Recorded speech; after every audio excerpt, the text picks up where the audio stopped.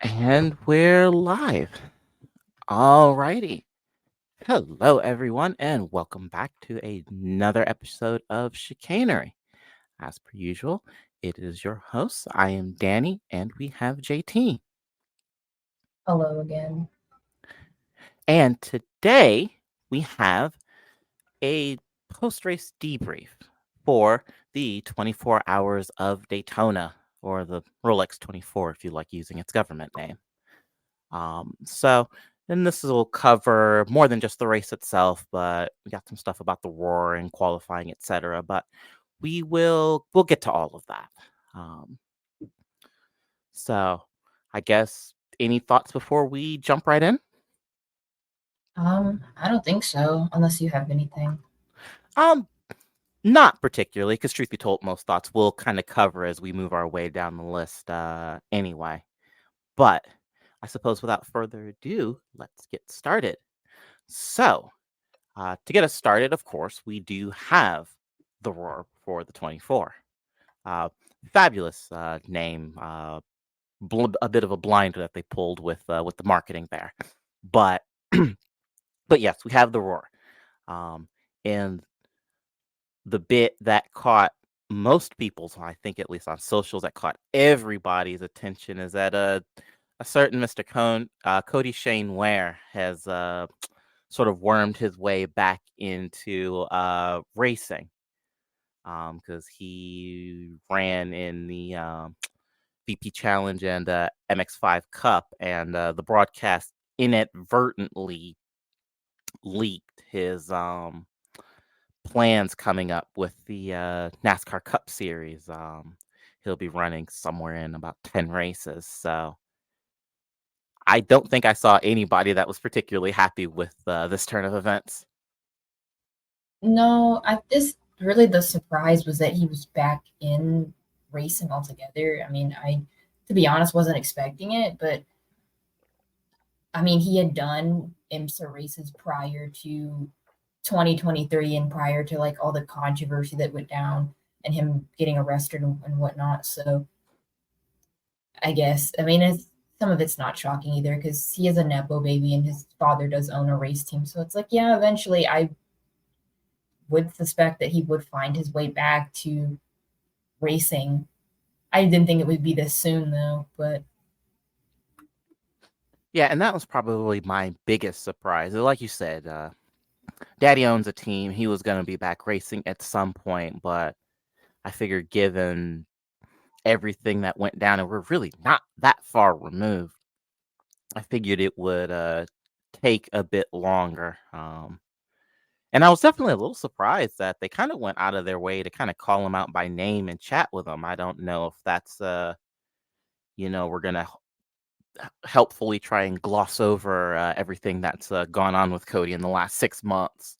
I mean, who knows? To be honest, they might try and do some type of like rebrand, like stint thing, like a I don't know, damage control, rebrand, PR uh error thing.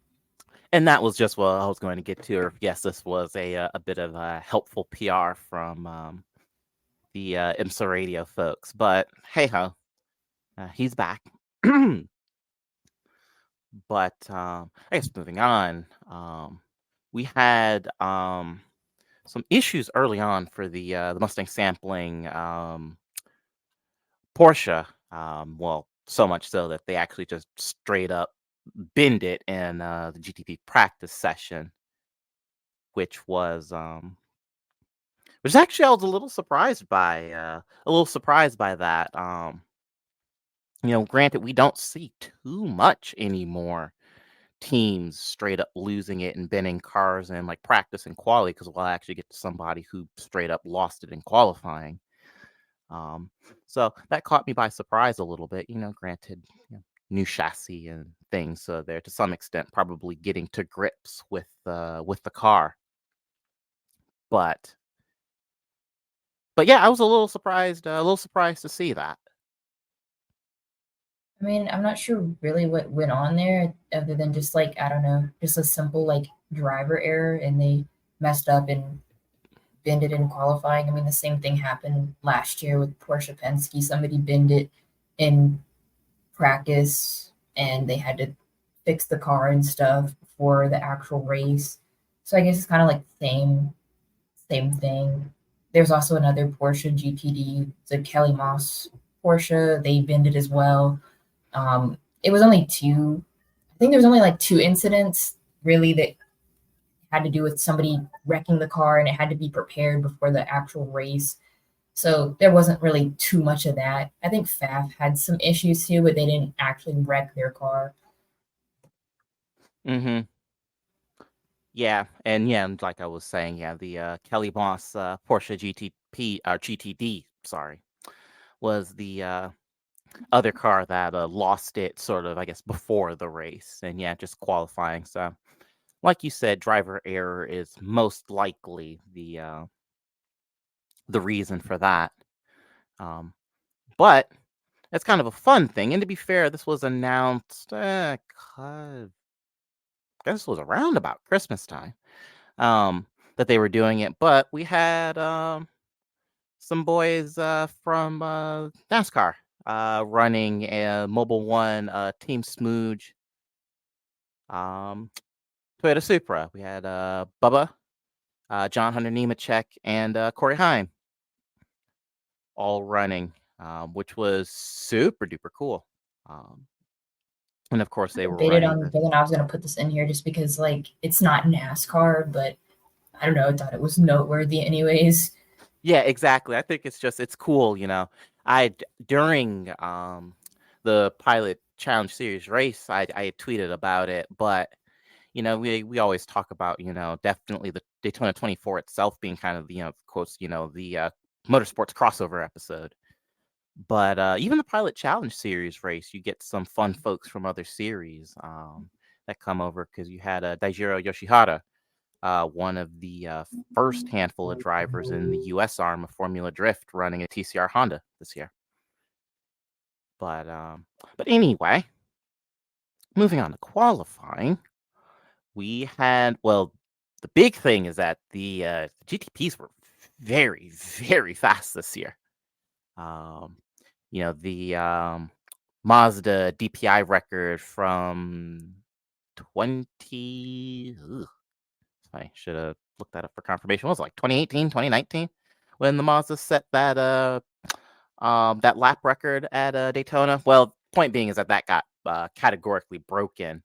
But but generally, sort of field average was you know kind of mid 32s up until low 133-minute lap times, which is spectacularly quick.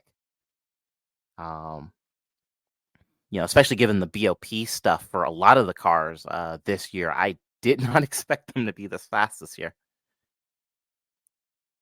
I mean, I sort of expected, I mean, to be honest, I expected, uh, kind of expected Acura to be a little bit quicker than they were. I mean, I guess we'll probably get to it.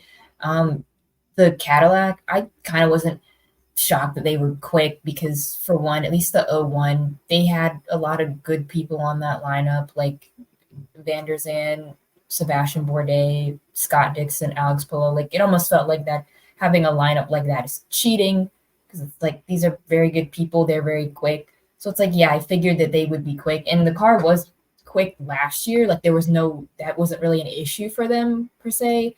The issue was just that there would be random things that would happen to the car.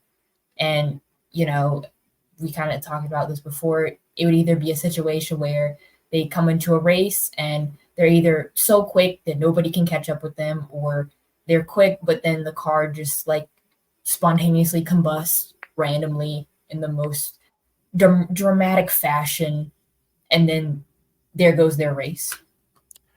That, ladies and gentlemen, is what we call foreshadowing. But moving on. Um, but yes, no, I mean you're absolutely right.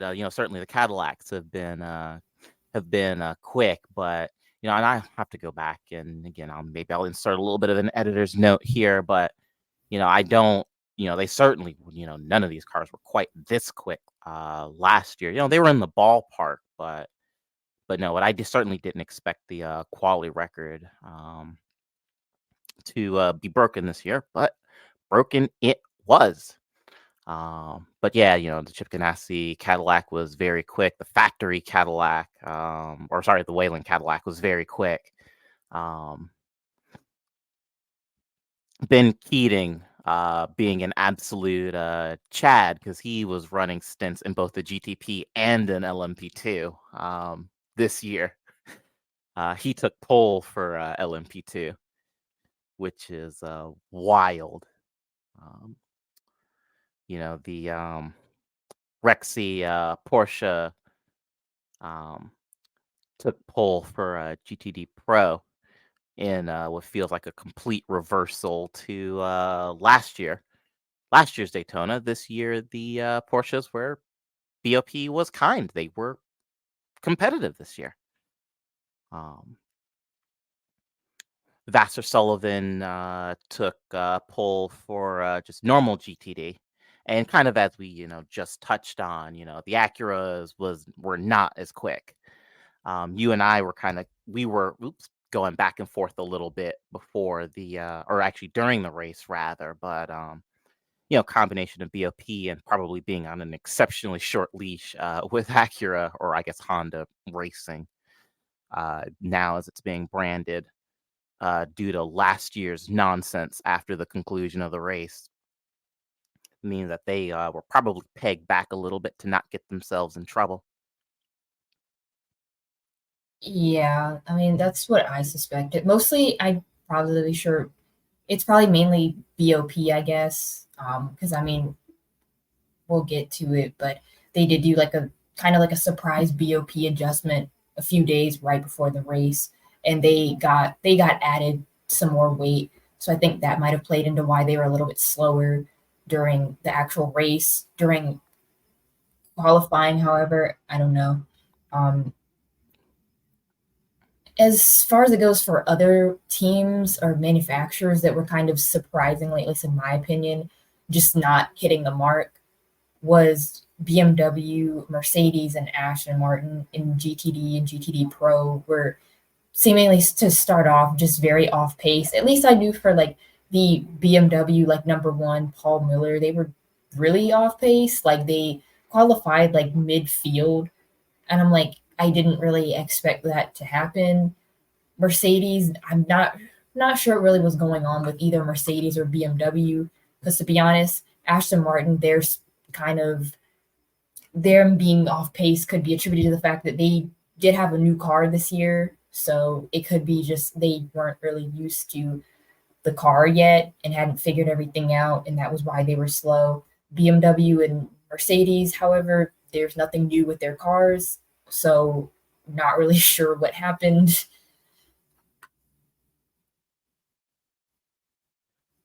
I couldn't tell you with some of the other folks kind of what went on, particularly BMW and Mercedes, why they were just kind of lost at sea this year. um I guess BOP giveth and BOP taketh away, I suppose. But yeah, but speaking of the Aston Martin, it was so funny that Aston Martin's, at least the corporate strategy for the new cars this year was to emphatically pretend like they don't exist. You didn't get a word from like AMR on social media or anything that, oh yeah, teaser for new Vantage at, Daytona. Just nothing. Which is, I just find that to be very funny. But but yeah. Well, maybe it would just look funny if they did it, and then oh, we get to the race and the cars are just dramatically slow. Like, I guess it makes them look a little bit bad. Yeah, I guess so. But yeah, but speaking of bop, we had um we had some adjustments. We talked about it. Was that the Acura GTP car had some adjustments because in race trim that car was something like 42, I think, kilos heavier. than it was last year, with some of that weight being added post quali. They added some weight to the Mustang and the Porsche because Allegedly, we're Mustang was sandbagging, yeah, I was just which about to that's what say people we're said on social media. I don't really know if that was true or not. The yeah, streets said they were sandbagging, so if that's the case, then that is very, very funny and probably the dimmest view I've seen IMSA take to sandbagging in a very long time. But also, it wouldn't surprise me because at least from the Mustang factory team, actually, because the old Ford GTE, the Ford team had a real habit of sandbagging during quali sessions. That was part of the reason why that thing was always so monstrously quick in race trim. They sandbag, get a little bit of weight taken off, and then go fast. The Lexus was unchanged, and the Acura actually got a little bit of help. The Acura, the GTD car, rather, the NSX, got a little bit of help, which is cool. Granted, the NSX has never been particularly quick, and I do believe Acura has officially discontinued any real factory support for that car as they turned their efforts to the GTP car. So I wonder sort of what the life cycle is going to be out of the NSX sort of going forward, but I guess we'll see. Anyhow, moving on to the race itself. So I guess we'll start with our customary question of good race or no. I mean, it's Daytona. It's always, in my opinion, a good race. Mm-hmm. Yeah, I was just about to say this was fun. We'll get into the particulars of it here in a sec, but I was happy with the race, broadly speaking. We got teased a little bit with weather that didn't materialize, and that was kind of a bummer. And then some car reliability issues that kind of spread the field out a little bit more than expected. But broadly speaking, I was entertained. I stayed up for all 24 hours. Granted, most years I do that when I have time, but I I pretty much won't if the race is no good. But I guess to sort of segue on from that, I guess most impressive teams and drivers, and then we have most disappointing ones, and of course this is for each class. So I guess to get started, for most impressive and most disappointing in GTP, on my mood board, I had most impressive. It's tough. Um, I honestly would give it probably to the '01 Cadillac, because that thing was, when it was working, and again we'll get to that, was spectacularly quick. Um, particularly Scott Dixon, his stint just before nightfall, and he strapped in and he went for it. It was kind of wild. Um, but as for most disappointing, it's a toss up for me between the BMWs, because they were slow again, and actually the number 7 Porsche, which kept having sort of powertrain infringements, like they were using a bit too much hybrid power over the course of a I think stint. that was the six. Or was that the 6? Okay. It was the six. But yeah, that's just, it's like, how do you keep managing to do that? If anything, it had kind of shades of Acura last year, if I'm being perfectly honest. For me, at least, I'm gonna say most impressive teams. Honestly, I'll say probably like individual drivers, I would say, are the most impressive, at least for me. For GTP was probably um the obviously the Action Express racing drivers were pretty impressive. um and then I would say the I'd say I'm only going to give this to two of the number 7 Porsche Penske drivers, which would be Felipe Nasr and Matt Campbell. And most disappointing is going to be for me the BMWs, of course. Like you said, they were slow again. I mean, they seem to have some pace. The pace seemed to kind of like pick up for them during the night hours, at least, or at least when the sun started going down. They got a little bit quicker, but then fell off again. Um, I mean, it went a little bit better than last year, obviously, for them. So, gold star for them because they got that improvement. Um, I'm also going to say that I'm pretty disappointed in uh, Joseph Newgarden and Dane Cameron, particularly. I know this might be a hot take for some people because people like Joseph Newgarden. Obviously, I'm like, I like him too. I have nothing against either of these two drivers. However, I will say that Joseph Newgarden, while people are hyping him up, his stints were on the slower side whenever he was in the car. Like somebody posted like the average times for the GTP drivers. It was mainly they posted them for all the drivers in each class, and his times he was at like pretty much the bottom of the charts. Same with Dane. They were pretty slow. So it's like, I mean, the good thing about it was that while they were driving, the other two drivers could get a rest, but this not like there was anything too impressive with anything that they did in this race. Yeah, I completely agree, and like I said, much like you, I love Joseph particularly. Very funny guy, but yeah, no, I noticed that every time he was in the car, that usually it went backwards in class over the course of a stint, which is a bummer. Someone thought they were gonna put him in like at the last minute to like finish out the race, and I'm like, if they did that, if Penske did that, they would have deserved to lose the Rolex because honestly, that would have been the dumbest decision ever. Because not only was Joseph not really all that quick, but there was no way that he would have been able to like withstand that pressure that Felipe was getting from Tom Blomqvist. Like he would have folded pretty fucking quickly. So at least they were not stupid enough to do that. Yeah, agreed. That would have absolutely costed them the win, absolutely. So, yes, good job that they didn't do that. I guess as for the GT class for you know stars and not definitely the Ferrari, particularly Daniel Serra.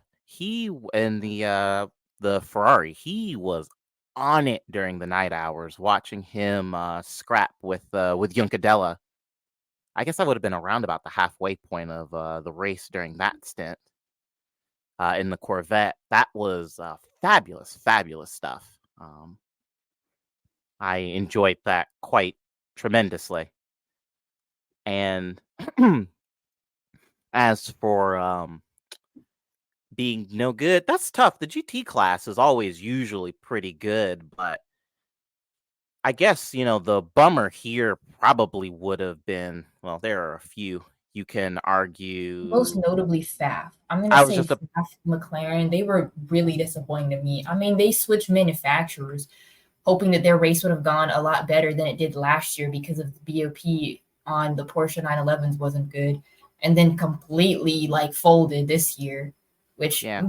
made it. Most of it was attributed to like mechanical issues on the car, not really anything on the drivers. But it's like I just thought that was kind of crazy that all that happened. Like they were fighting for their lives throughout that whole race.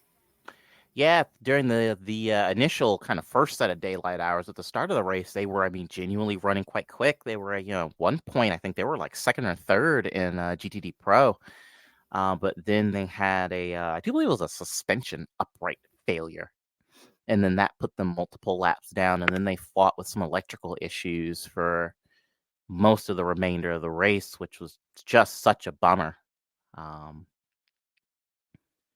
but At least it, for my stars, in my opinion, stars of the race for the GTDs, I'm gonna give it to I don't know. I guess I'll give it to three people teams.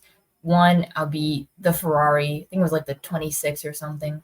I'll give them a gold star. uh, Daniel Morad in GTD Gold Star, and lastly Sheldon Vanderland in the GTD Pro BMW. Since it seemed like every time he was in the car, he'd be putting up the fastest lap of the GTDs. So Yeah, that's fair. I like that list. Um, and we have most notably sort of, I guess, skipped a class of car because we got, we talked about the GT cars, we talked about the prototypes because, the LMP2s are all over the place this whole yeah, race. I say I want to have a chat with you about the LMP2 cars. Most notably, the fact that the first 5 full course yellows of the race, I think 3 or 4 of them were caused by the number 33. In total, I think it was like 7 full course yellows were caused by just one car. Yeah, that is absolute insanity.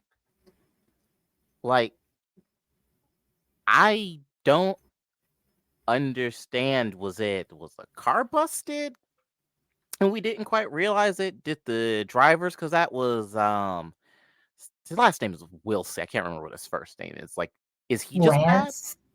Yeah, I think something like that. I just know it's But like one old dude, and then like there's Nolan Siegel, and then like some other guys. And it's like some of it I think is probably like skill issue. Like some of these people are just not good drivers.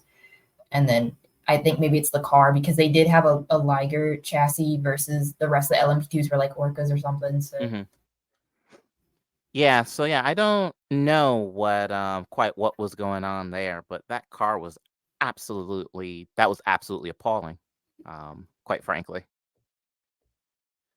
But it's like all of the dentists just flock to the P2 cars now that the LMP3s are gone, apparently. I mean, honestly, the title of this podcast episode should be LMP2 is the new LMP3. Yeah, I think we're gonna do that. That's good. But yeah, you are certainly not wrong because then like right at the beginning of the race, it was like within what 2 hours of the race, we had that huge thing where like 3 It was like LMP2s. 3 LMP2s like somehow wrecked in like the Le Mans chicane coming out of it or like the bus stop or something. I don't know. It was so weird. Mm-hmm. Then the other one took out the Lexus. Yeah, exactly. It's like ugh, okay.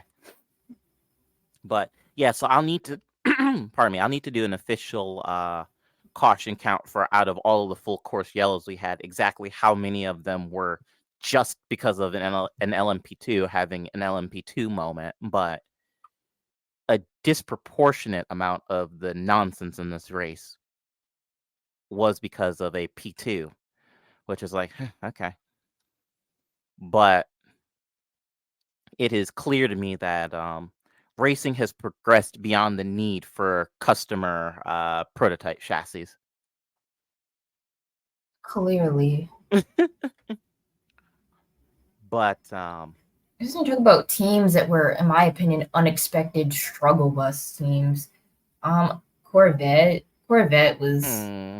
on the struggle bus, unfortunately. At least when I woke up, it seemed to be like that's what happened. Like I woke up in the one of the Pratt Miller Corvettes. I think it was like the 4 was in the garage. I don't know what had happened there. Um, the AWA Corvettes had just been fighting for their lives the whole race. Like nothing was going right for them. They were pretty much nowhere. Mustang was also having some issues too, I think. And then Pfaff, obviously, we went over what happened with them. They were also fighting for their lives. Aston Martin, honestly, they didn't really seem like they were anywhere either up until like maybe the very end. They showed up. That was it. BMW, obviously, in GTP, like we said, struggled again. They were really slow.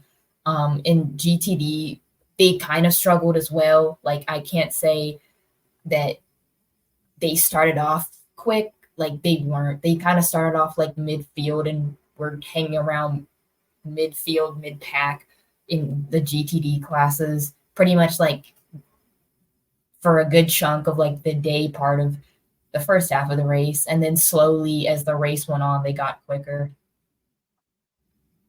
Yeah, and I think the biggest thing, if you sort of want to kind of find a common link through all of those, out of all of those cars that you listed, the vast majority of them are new this year. The Corvettes are new, the Mustangs are new, the McLaren is new, the Aston Martin is new.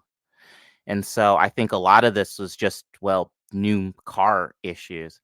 Because yes, as a much noted Corvette racing fan, it was basically right before sunrise that the Corvettes came just completely undone. Because the number 3 had been, frankly, pissing fluids for like an hour and a half. um, it's still not completely clear what that was, if it was oil or what. And then the number 4 had some brake issues in the morning hours, and then that forced it back into the garage. So yeah, the Corvettes, which had been looking pretty racy, because Pratt Miller kind of did what they did and pulled a bit of a blinder on strategy. Because to be fair, the Corvettes never really had the outright pace in GTD Pro. That was the Ferraris. But just through some very clever strategy calls, had managed to keep the Corvettes circulating kind of the top 3 in GTD. But yeah, basically about 6 o'clock Eastern time is when kind of everything went to pot. But yeah, I think it's just new car issues, broadly speaking. Um, and clearly AWA isn't getting the same level of support from Pratt Miller and GM to field their cars. Because what was it, the number 17 that didn't even take the start because it was having electrical issues? I have no idea. I just remember like I never saw the AWA Corvettes like anywhere. Like the Hmm. only time that I maybe saw the car on the broadcast was probably like them showing it going back to the garage, and then like even looking at the scoreboard when the times that like it expanded, you could see everybody like again they were way at the back. Hmm. Yeah. Yeah, but it was a bummer. And yeah, and the Mustangs had issues with the rear decklets flying off, which was very, very funny because the one of the BMWs in the Pilot Challenge series had the same issue of the rear trunk lids coming loose. But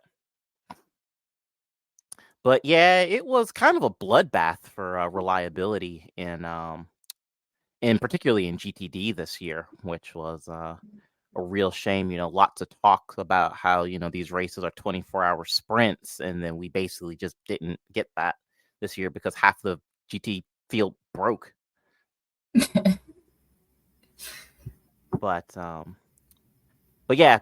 guess kind of moving on to kind of struggle buses, the Acuras. Now, we are well-renowned ops of the Acura cars, so I danced like a goat around an open flame, but the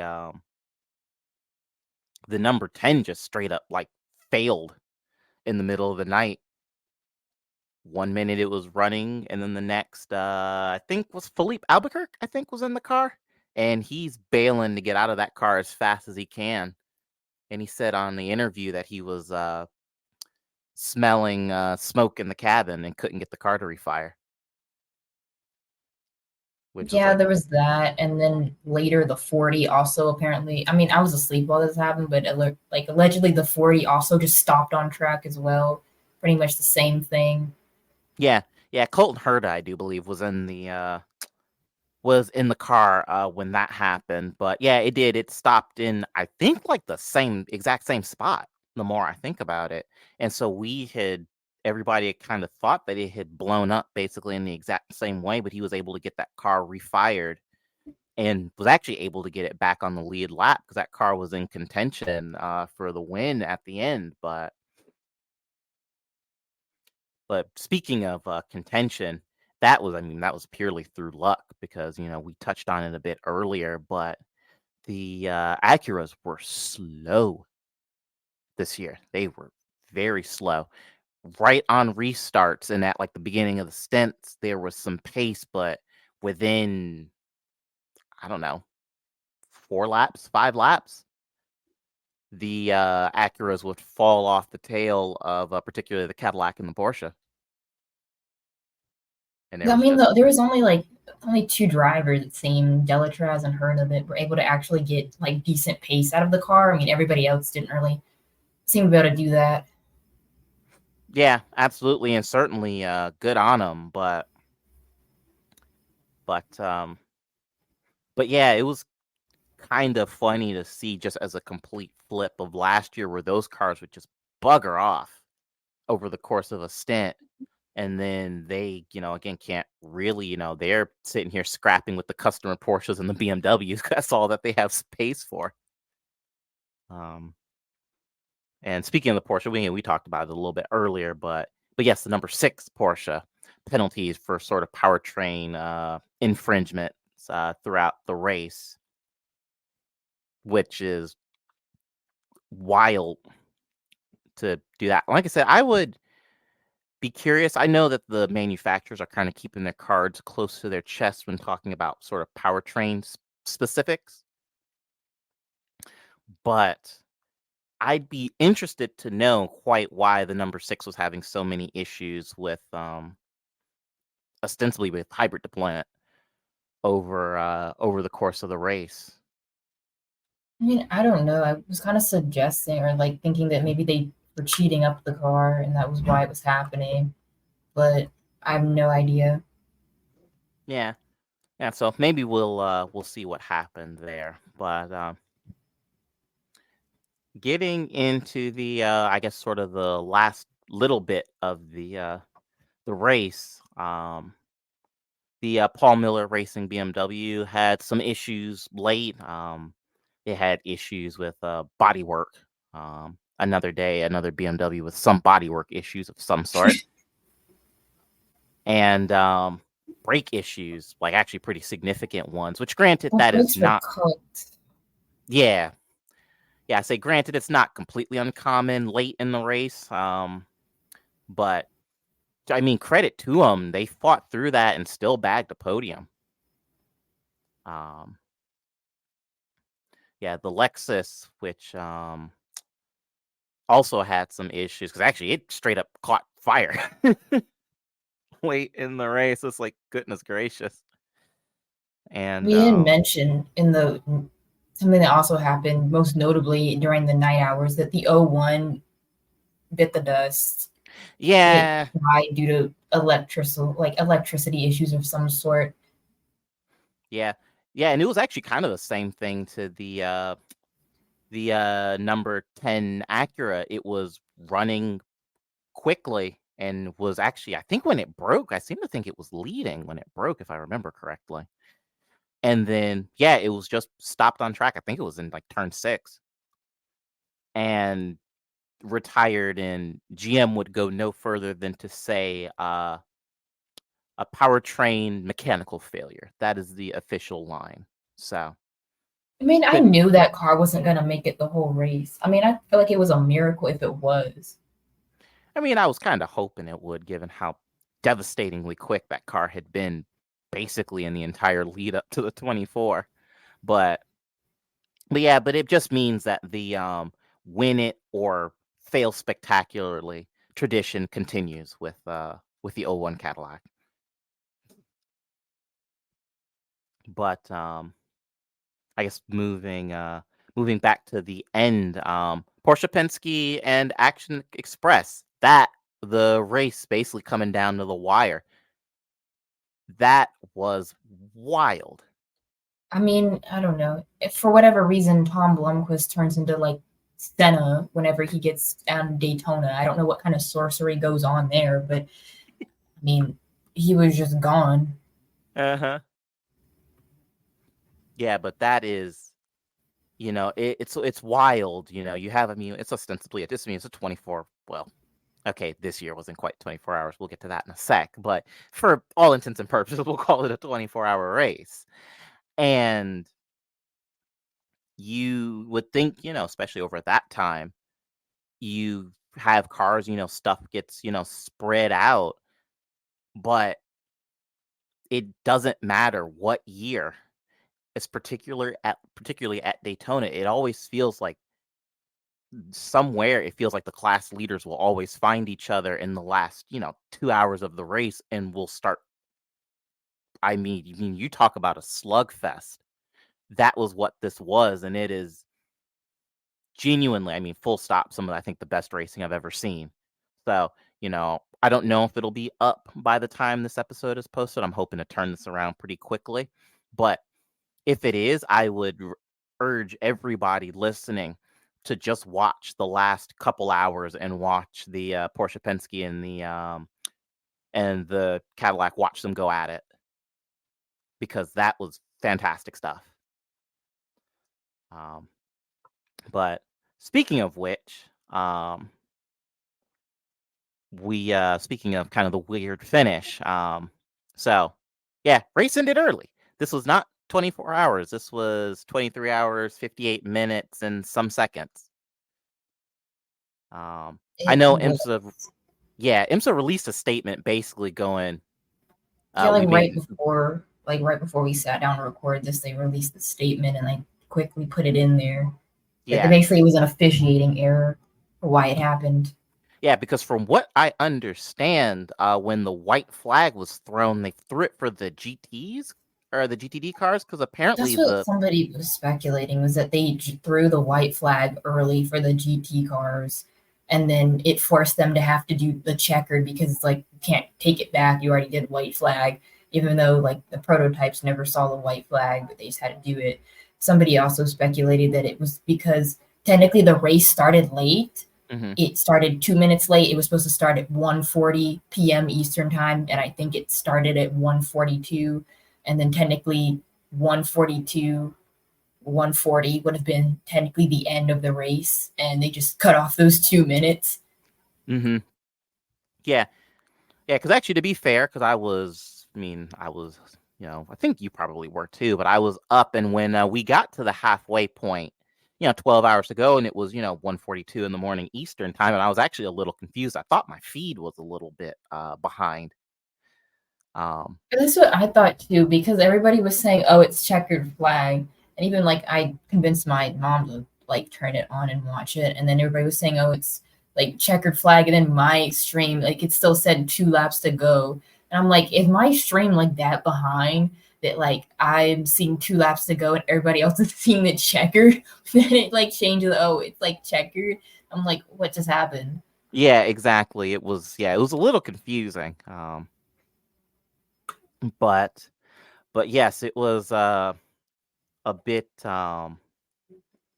silly. And yes, and actually, as some folks, kind of, as we've been trying to, the internet has been detective thing sort of this issue, is that yes, the timing and scoring, because I posted a couple of photos of certainly my start of the 24 setup. I granted did not end the day with that setup. I ended the race curled up on the couch with just my laptop, but I started with my in my office, and with a number of different timing screens, and they were all a bit broken for the first part of the race.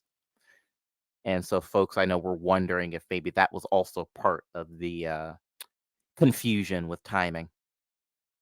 I mean, it's just funny how the entire event, you would think that having an entire event that's sponsored by Rolex watches, that we would know how to tell time correctly, but I guess not. Well, I'm going to anger as a fellow watch nerd, I'm going to anger all of them, for all of the ones listening here, for a second. But, well, maybe you should get a better watch brand. I'm sure Breitling will sponsor the race. Movado, maybe. Or Casio. But, I mean, I went through IMSA's rule book and went down to the section where it says like conclusion of the race. And it's funny because they have an entire little section, part of the part of their rule book, under like the conclusion of the race part, where basically it says, quote, should the checkered flag be inadvertently or otherwise displayed before the leading car completes the scheduled number of laps or before the prescribed time has been completed, the race is nevertheless deemed ended when the flag is displayed, end quote. Basically translates to, even if we fuck up and display the checkered flag accidentally, the race is still over. So you know what? They could have, for all intents and purposes, they could have called the race accidentally it literally the halfway mark with 12 hours still left in the race and said, "Oh, it's checkered flag. The race is over," because everybody's so tired and fatigued that they don't know what the fuck's going on. And then we would have gotten cheated out of the whole other 12 hours of the race, and it wouldn't have been the Daytona 24 hours anymore. It would have been the Daytona 12 hours, Rolex 12. Yeah, and I understand, why they do it because then to some extent it kind of covers, their behinds should, something go awry. But I have a feeling that this rule is going to be trotted out after they goof up, and it's going to be very, very bad. Um, I mean, some of this I kind of get now why some racing series don't make their rule books public because, like, it if you can go and see and then literally show them their own rule, and then if they mess something up, it's like they end up getting raked over the coals over stuff that they wrote, and then they probably don't like that. So that's probably why some of them don't. Because I mean, I think NASCAR's rule book is private, like it's not publicly available, which I'm like, yeah, I'm sure that's for a reason because if all the other things that have happened in NASCAR races, if people were able to get their hands on the rule book and look through it and find anything that matches up with stuff they're doing or doesn't match up, they would be getting dragged every other weekend. I mean, hell, they already are, but that's a different podcast. Uh, but I mean, I thought it was shade. It was very much shades of NASCAR when that happened. I'm like, damn. I keep forgetting IMSA is owned by NASCAR, and that's kind of maybe that's why this happened. hmm yeah, no, this feels like a very NASCAR thing to do. I mean, in this instance, I would say, minimal harm, uh, minimal foul. I mean, truth I be mean, told, to be honest, it didn't really matter. Like, yeah, does exactly. it make me mad? Yeah. Is it kind of stupid? Also, yes. But like, it kind of didn't matter because I don't think Cadillac was going to catch Porsche anyways. No, I was just about to say, I think we were pretty much had it wrapped up by that point in the day anyway. So, Like, don't get me wrong. There were sections of the track where Porsche were a lot slower. Like the infield, notably, they were not really all that quick. They lost a lot of time there. But like on the banking, the straights, they seemed to be fine and were able to like keep the gap. yeah, but I say, but it marks arguable basically the second year running so far that we've had a race, particularly in with the GTP folks, end in some level of controversy. Last year was all the garbage with Acura. This year it was basically I can see it now. Because granted, we're recording, so I haven't looked on socials, but Porsche Mickey Mouse win because race called early. I mean, there I are can just people like with their tinfoil hats on, thinking that oh, it's like again like some conspiracy with because it's like technically like the second time that Penske has won like a big race under dodgy circumstances, even though like again it wouldn't have mattered either way. I just thought that even the reaction from everybody when it happened was hilarious. Like the fans were confused. Like I went on my timeline and it was like everybody's like, "What the fuck just happened?" Tweeting question marks. The commentators were confused. The drivers were confused. Like there was a shot where they panned to like the Porsche drivers and they kind of just like looked at each other like it was something out of a sitcom, honestly. And it was just like mass confusion. yeah, exactly. It was that truth be told, it was kind of funny. But yes, everybody was done the heckin' confused because of the race being called early. It was kind of like when it was recently. I don't remember what race it was. It was a Formula One race where they threw the flag early. And same thing, everybody was very confused as to what went on. I feel like I think the same thing actually happened at a NASCAR race recently. Yeah, I'm I seem to positively think. sure. I don't remember what race it was, whether it was even Cup or like Xfinity or trucks, but I think I remember like the flag person like accidentally displayed like I think the white flag when there was I think like 2 or 3 laps still left in the race. So like, I guess racing series are not this is not an uncommon thing to happen. hmm And truth be told, it's kind of funny that it doesn't, particularly in the long endurance races, that it doesn't happen more often, uh, given how long these go. But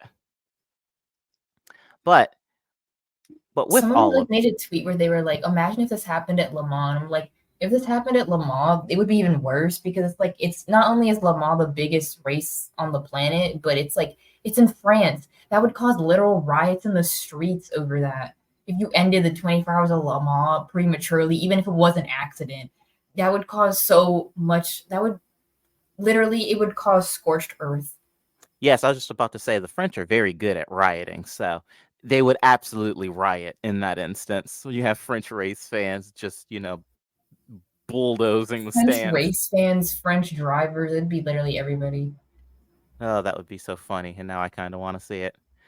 But anyway, so with that, we have, I guess, for our winners. So, of course, overall and in the GTP classes was Porsche Penske Motorsports, um, which ends a very, very long Daytona drought for the Penske organization because it was 19, what was it, like 1960 something I think was in the last. 1969. Yeah, I was just about to say it was the last time that that Penske as an organization has won at Daytona, which is a very, very long time.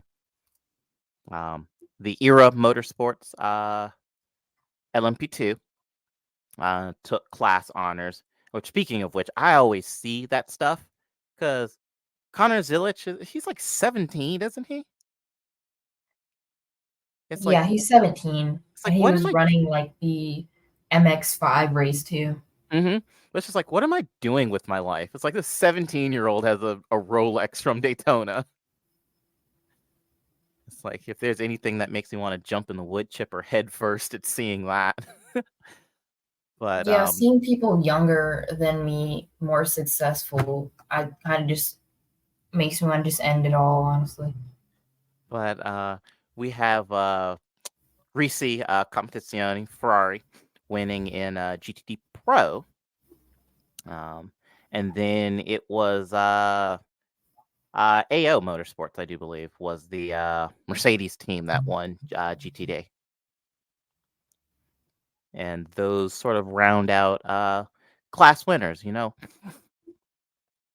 certainly out of all of the darts that I had thrown at sort of team predictions for Daytona, exactly none of these were on mine. None of them really were either. To be honest, I don't know. I really wasn't expecting Porsche to win. I mean, Mm-mm. I'm happy about it. I just wasn't expecting them to win because I remember like last time they had a lot of reliability issues, and part of that probably was because it was a new car and they still were figuring everything out. And some of it also was like last year they seemingly just like collapsed. During the night hours of the race. And I was kind of expecting that to happen again because I'm like, oh, this feels like shades of last year when I'm like, it's 2 a.m. and the Porsches are doing well. They were leading the race. And I'm like, yeah, I'm going to wake up. And what are the odds that I wake up and they're like nowhere, anywhere on the board anymore? And they're just like, they've fallen apart. So I'm kind of shocked that they didn't. Honestly, I was expecting BMW to do a lot better than they did. I know I wasn't expecting them to win or nothing, but I felt like they could have gotten a podium. I felt like that would have been a good step up from last year's complete clown show. Mm-hmm. Yeah, and I mean, and I guess if you're using that as a litmus, then even this technically was an improvement. But no, but I guess more to your point, I was definitely expecting there to be in a bigger increase in pace. Granted, we talked about that. So I say, actually, if you haven't, you should go listen to the Petit Le Mans episode that we did after that race. But they were in with kind of an outside chance of a championship, come Petit Le Mans at the end of last season. So you figure kind of using that as building blocks for this year, you'd figure that they would have been in it with a shout. And to be fair, there were brief periods of the race where they would have, if the race, something weird in the race had been called there, they would have podiumed. But I mean, you're talking for, out of a 24-hour race, maybe 3 of those they were running in sort of podium contention. And then they also had some issues where they were fumbling some strategies. I mean, I know there was one point where they should have pitted because there was a yellow that was about to come out, and it was pretty evident that a full course yellow was about to come out, and they didn't pit when they needed to pit, and they would have had to pit anyways after doing the full course yellow and then going back green again. It's like you should have just pitted. Like they were just being really like dense and sloppy with some of their strategies, so that probably came into play as well. Yeah, I suspect it absolutely did. That's a little bit, I talked a bit about Pratt Miller and some of its blinders, a strategy it calls it used to keep a car that, truth be told, didn't have the out and out pace in with a shout. And this was, well, frankly, this was the exact opposite of that. Um, and that's the kind of thing that's going to really hurt this team. I don't know, maybe BMW needs to move to a different team that operates that car. I know RLL and BMW have kind of a long history together, but well, the kids are grown. It might be time for a divorce. But yeah, I no, mean, I think all in they'll all, do much better in the World Endurance Championship. I mean, that's fielded by, granted, it's fielded by a different team, but probably a lot better, anyways. yeah, we'll have to kind of see what goes on there. But I'm certainly hyped for Sebring after this. Hoping some of the reliability issues that a lot of the cars had will be tackled to some extent in this period, and then we have a very special car that will be joining us. The Lamborghini will be joining us for Sebring, which I'm genuinely very hyped for. Um, Speaking of which, Roman Grosjean was in the Iron Lynx Huracan GT3. He seemed to be pretty calm this race.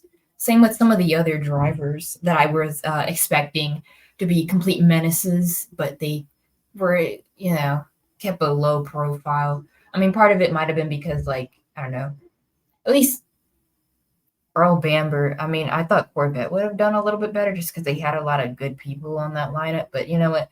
Again, Corvette they didn't really have the pace. So you know what? He probably didn't get a chance to be a menace and reign terror on the field like he usually does. So Yeah. Yeah, and then the reliability issues late definitely cost them. But yeah, we'll have to see what happens with sort of this going forward. But yeah, no, I'm excited for the Urducan to be joining us. I'm kind of excited to watch Roman Grosjean, now that he'll be in something properly quick, turn into an absolute terrorist on track and draw the ire of the entire it'll be the GT3 same field. thing that happened last year. It's gonna be Lambo. It's gonna be Roman Grosjean in the Lambo. Then he's gonna crash out with the like Acura, the Cadillac, like they're like either the Acuras or like the Action Express Racing Cadillac again for the win. Like Porsche was crashing out with the freaking Wayne Taylor Racing Acura, and then somehow like a Ferrari Risi GT car got in the mix too. But Mm-hmm. Yeah, so I'm excited for that. I'm excited for the nonsense that will be Sebring, because it will almost surely be nonsense. It's funny, very advanced cars, field of, frankly, some of the best drivers on the planet. It is incredible to me how unserious IMSA is more often than not. Um, I mean, but it's unserious. Like, I mean, at least endurance races sometimes can be unserious during like the commentating. Like the commentators can be a little bit unserious, which I'm like, you need that. I think I like it at least during like the late hours of the night. It's like you start having like just like complete craziness.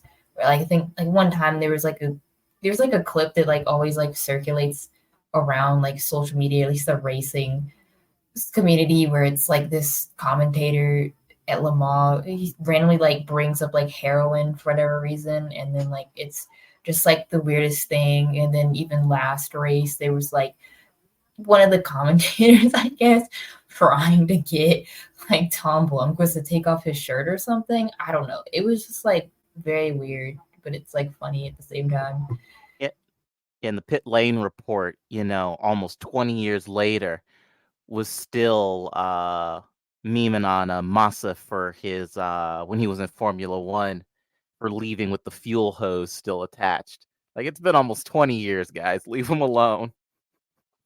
Speaking of memeing, there was also the like commentators during the I think it was like either the MX5 race or one of the like the Michelin Pilot Challenge race where they were like memeing about like some drivers like did some like weird stuff with like exiting pit lane or whatever, and then they were like making fun of it, like joking around that it was like the Forza like thing, and it was because like I guess it was a play on like because Forza, I guess Forza Motorsports, they put the Daytona like track in the game, and I guess it was like a play on that or something. I remember people brought that up.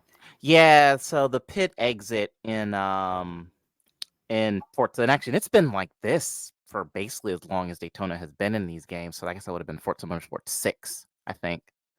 But the pit out, so because it was also the pilot challenge because it was a couple of TCRs that were pitting, and they were on the ring road that was around the basically pit out because they had goofed it up somehow.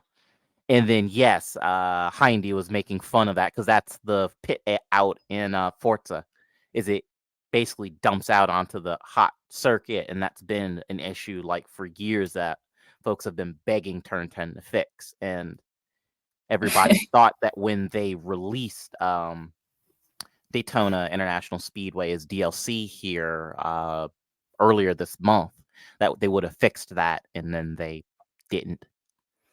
So yes, and a fun little tidbit is that Hindy was actually one of the commentators in Need for Speed Pro Street.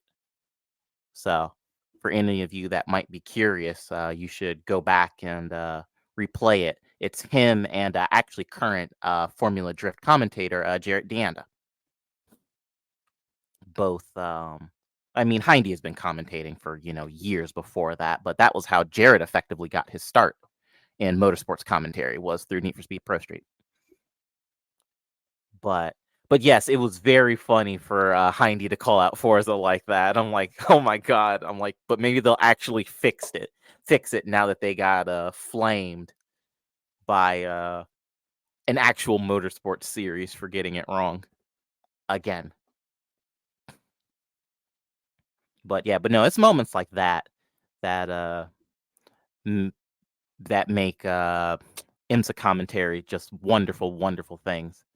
Though I don't know about you, but I miss when because pit lane reporter Shay Adams, she used to come up into the booth during the night hours and effectively do like night shift. I kind of miss that because her voice is very calming, having her up in the booth as opposed to down in the pit lane. And I personally think that they need to bring her back for the night shift stuff. I mean, they should. But I don't A know. random fact, I guess. Apparently, I saw today that there obviously like Brad Pitt was there because they were filming like that movie or whatever. But apparently, he was also a pit lane marshal. Mm-hmm. Yeah, he was, which I thought was very, very funny. Like, imagine getting a stop and go, and it's Brad Pitt giving you the stop and go penalty thing at the pit box, the penalty pit box. Yeah, it would be hilarious. And yeah, there was actually a fair bit of chatter about that because Brad and his of course his crew were there because they were filming. Because it pissed off actually quite a few of the drivers because it made kind of a mess. Because Scott McLaughlin was trying to get back to the paddock area, and he was in his fire suit and said that they wouldn't let him back in. Yeah, because I don't think he had the hard card thing. I guess that's what he needed. Mm-hmm.